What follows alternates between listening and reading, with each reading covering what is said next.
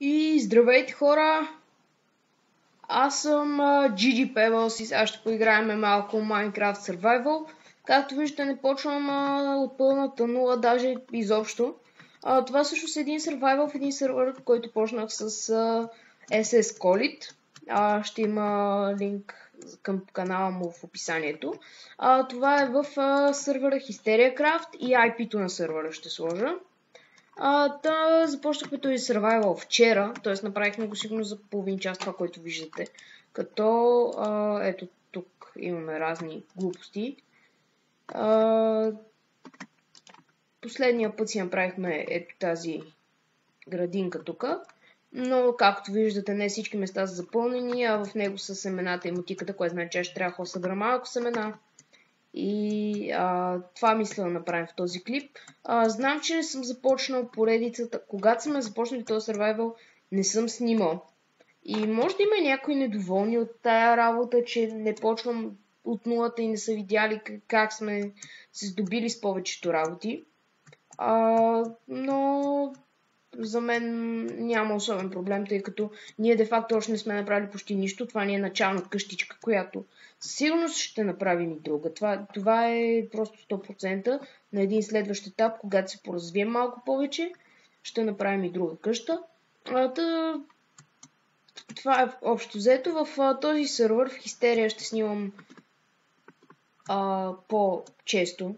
Главно ще снимам в него, даже може би само в него ще снимам. Тъй като тук има разнообразни възможности. Не, че му правя реклама, но лично на мен ми допада. Аз от доста време съм част от този сервер. Не играя постоянно, но да кажем преди година и половина съм влязал за първи път в сервера. И се променил много, но има доста интересни неща. Така че наистина ви го препоръчвам, ако търсите място за survival и минигеймс. Така, сега търсим една полянка. Аз помня, че имаше една, само трябва да я намерим. Знам, че се върта по брега, но острова ми се пада някъде от друга брега ни се пада някъде от друга страна.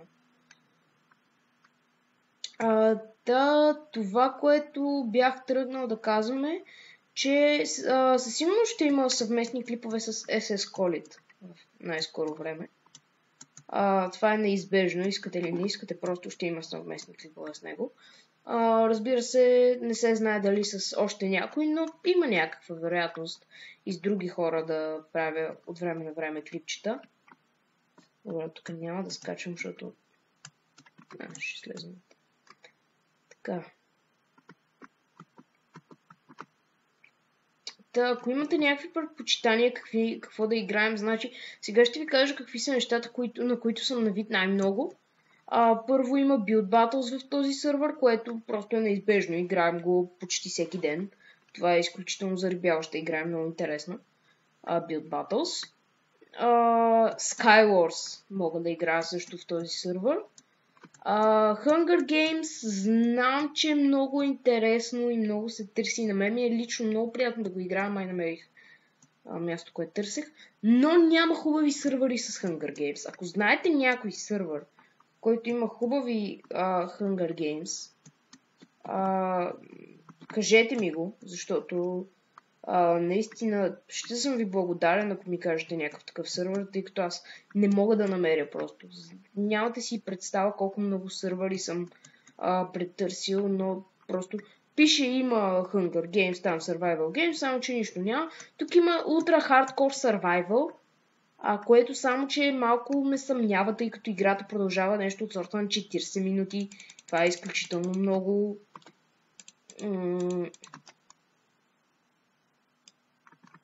И просто се чудя дали да снимам на това, тъй като просто е много време. Разбирате ли, изключително дълго продължава една игра на Ultra Hardcore Survival. Иначе е готино, той е почти също като Hunger Games. Даже за мен е по-готино, защото можеш сам да си купаеш и да си правиш нещата. Не е нужно да се надяваш да има в някакъв чест нещо. Тук е. Хубава ли тази пещера? Някой да почва да разгледам. Знам, че се чуете после как ще се върна в къщата ми. Сърдите ми се, не ми се сърдите, аз ползвам читове, това е сървър все пак, това не е обикновен survival, аз не се опитвам да... Аз ако беше обикновен survival, щях да си се върта в един окръг. Ето я полянката, ето. Не е чак толкова далече, всъщност, колкото изглежда. Бързо се стига. Сега тук да взема малко семена. Между другото, вчера дойдох до тук, когато събирахме с колит трева, семена събирахме и аз събрах около стаки половина и беше изключително много събрах. И в един момент просто умрях от глад. И аз не знам как става този номер да умреш от глад по този начин, но аз разбрах как. В принцип оставаш на половин сърце, аз умрях. И си загубих семената и заради това останахме с те, които той беше намерила. Те не бяха кой знае колко много. В смисъл, нямаха един стак, около 40. Но те половината останаха в него и не ги ползвахме, така че аз съм принуден тук. И трябва много да внимавам, защото съм на половин сърце. Трябва да събирам те. Така че единствените читърски команди, всъщност единствената читърска команда, която може би ще ползвам, ще е Home. Няма ми се сърдите, знаете добре, че това е сървър. Тук и други хора ползват от ресурсите, не си само ти. Аз и още повече, че сме двама. Тоест... О, това са ми айтемите от вчера. Ай, стига бе. Ай, стига бе. Еми, дами и господа, не мога да повярвам, но това е мястото. Не знам как не са се ремувнали, често казано. Наистина нямам абсолютно никаква идея, но това са ми айтемите, които вчера като умрях от глад, имах една леко изхабена броня. Гъвите, което виждате ли точно както ви казах, стаки нещо, ето станаха ми 2 стака. Имах около стаки 40. Не, това вече не го очаквах да си намеря от вчера нещата. Ако не, друго вече мога да спра да търся семена. Тук мога да потрепам малко животни. И ако ме питаш, защо убивам конете вместо да си ги взимам, защото ми е кеф. Защото не ми трябват коне. Не ми трябват изобщо. И си ги трепам, защото ми дават XP. Опа, съжалявам. Дават си ми XP. Кожа от време на време. Така че аз мога да си направя броня с тази кожа. Няма да хъба материали, които са важни за такова. Това са някакви киберконе. За какво да ги пазя? Ето, пускат ми кожа. Сега ще си направя ни бутушки. С тая кожа. Добре, мисля, че направих това, което се искаше. А сега, ако видите къде съм се сет хомнал, ако не съм го променил. Да. Ето тук. Добре. Така, сега да влезна си направя една мотика. И аз всъщност в мен имам материали. Ще си направя дървена, тя не ми трябва по-хубава всъщност. Добре. Верно не очаквах си намеря от вчера материалите. Хайде да правим тук градинката. Между време тук даже имаме едно готово. То път... стига бе. Много е измамно, като са почти готови. И ти изглеждат се едно са такова. И в последния момент преди да го щупа видях, че какво искаш малкото? Така. Да посъда. Така. Добре. Ето, изпълнихме си задачата за сега. За този клип. Естествено ще помислим с него с SS Colite какво да правим за напред. Защото наистина ще ми бъде любопитно вие какво искате да правим. И то не толкова като да играем нещо различно, ми в самия survival какво да правим. Малко мастило събирам. Какво да правим в самия survival ще ми е любопитно да видя какво искате. Между другото, съм подготвил една изненада и тя се намира точно ето тук, в този пясък.